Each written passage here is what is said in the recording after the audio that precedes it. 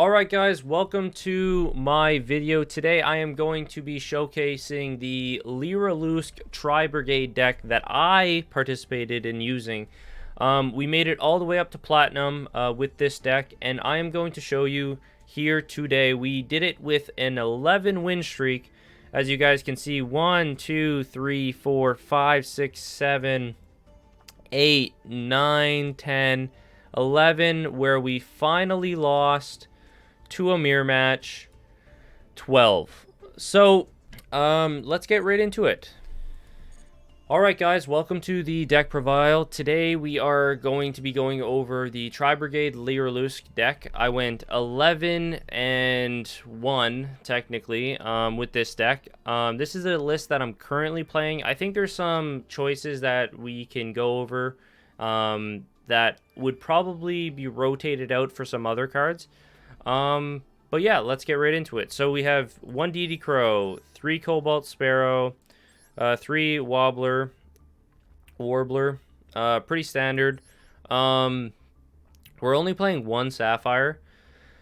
I don't think I would ever play this card at 3. Playing it at 2 would be fine. If you're playing it at 2, it'd be a fine card. If you don't have some of the other cards in the deck, you can definitely play this at 2, because it's only a normal card. But I find I don't want to see this in my opening hand. We're playing 3 Nerval, 3 Canary, 1 Wagtail. Sometimes I want a second Wagtail, but I don't want to see it in my opening hand, like I said with Sapphire. So that's why I'm playing both of these at 1. Sometimes it does suck if you ban it, if you have to banish this to do like Tri-Brigade plays. So I could see this being bumped up to 2 at one point, but I don't think I would cut Canary down. Next is 1 Caress, 1 Kit, 3 Fractal. I'll explain the Ash in just a minute there. We're playing Apex Avian instead of Barrier Statue. Barrier Statue is still a fantastic card. I'm just experimenting with Avian right now.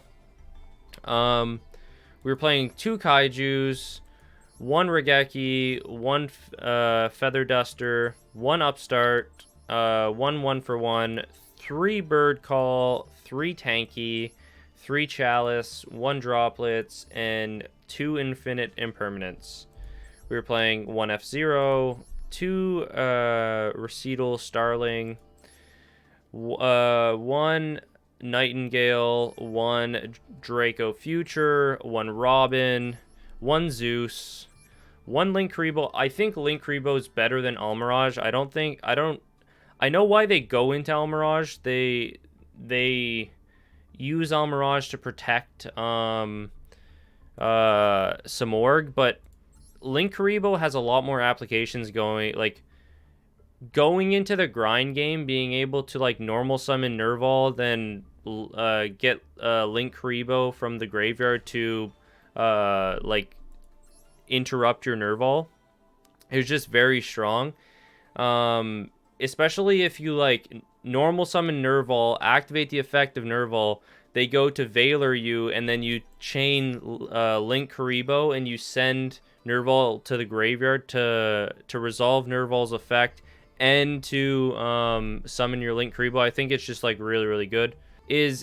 You'll sometimes open with these really strange hands where you'll have like Cobalt or just like one of the Lyriluscs on in your hand and a Canary, and like you can always just like normal summon one of them, go into Linkuriboh, activate Canary, and then at least make a play off of it. So I think Linkuriboh is better than Almirage. Playing 1 Harpy Conductor, I found it happens more times than not when you go into Nerval or you go into something, one of the Tri-Brigades, to banish the 2 to make Conductor in order to go into your Samorg. Ancient Warrior's Oath. I really don't summon this very much. Maybe I'm just not playing the deck as efficiently as it should be or something, but this card is very good. You send 1 card, return 1 card your opponent controls. If you can make it, it makes your end boards even more difficult to break. You have to absolutely play 1 Farigite. It's non-negotiable. Some people play 2. I don't think you need 2, but playing 1 is mandatory. I like Doom Eagle. I think it's very good. You shuffle back hand traps to make it so that they don't resolve correctly. You shuffle back key pieces in their combo. Every deck relies on the graveyard, so Doom Eagle is very fantastic. We have Simorgh, Bird of Sovereignty. Mandatory in this deck. You want to summon Apex Avian or Barrier Statue, depending on what you want to build. We're also playing Access Code Talker because Access Code Talker just wins games. It's easy to make in this deck. You spam the field, make this card, win the game. And we are playing one Shirag. So Shirag, or Omen, we'll just say. So Omen is a very good card, and I think if we're talking about this deck logistically, you could probably play 2 Omen. I think if you're going to cut any card, it would probably be Doom Eagle or Oath. Personally, I would cut Oath probably because I like Doom Eagle, and I don't really go into Oath too much, and I probably wouldn't miss it, but I do go into Doom Eagle quite a bit. All right, so let's explain some of the cards that we have in our deck right now. So, like I said, we're playing one Ash just because we got it from the like special packs. So playing one Ash made sense. I think you could probably get away with like I'm doing perfectly fine. Like I went 11-1 with this deck after I started playing this deck correctly, like learning how to play this deck. It's like very like competent and resilient.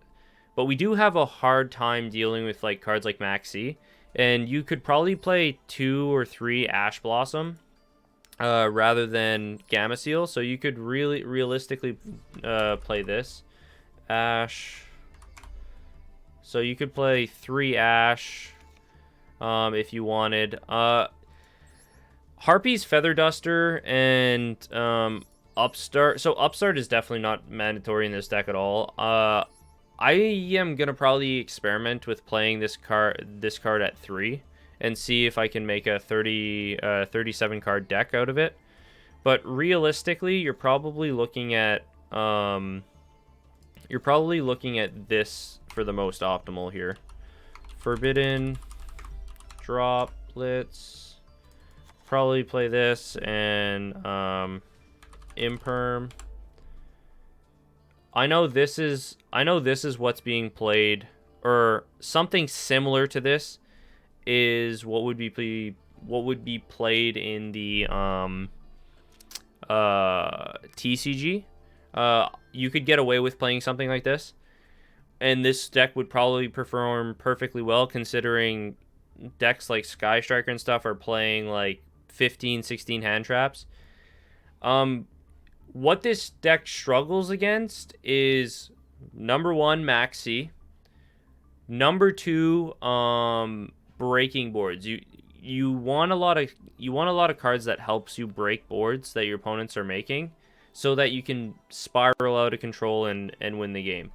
Some other cards you could play is Crossout. You could play Crossout Designator, which is a very good card. You could also play Maxi yourself. Some people are probably wondering why I'm not playing Maxi. And it's simply just because I don't have it. So you could probably, if you wanted to, you could either cut the droplets. I think you probably keep the droplets to break boards, like I said. So you could probably do this. And yeah, you could probably do this, or there we go. Ash Blossom. You could run the deck like this as well.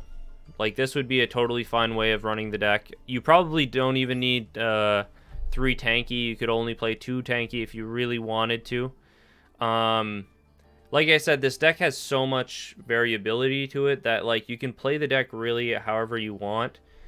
If you want to, you can play Revolt. Revolt's a good card, obviously. Crazy nuts card. I just don't play Revolt because I don't have very much Tri-Brigades to resummon. But yeah, if you enjoyed this deck profile, please give it a like, subscribe to the channel, and there'll definitely be more Master Duel content to come. I understand, again, I don't have like the full deck and it's like completely pristine and perfect and stuff, but I did give you guys some of the suggestions and examples of the deck in different iterations. So go have fun. This deck's really like strong and powerful. It's super easy to play once you start understanding the solid key combinations.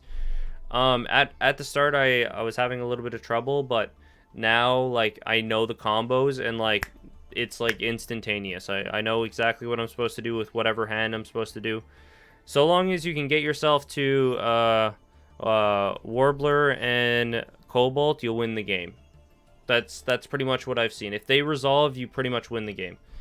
But anyways, thank you guys so much for watching this deck profile, and I will see you guys in the next video. Bye-bye!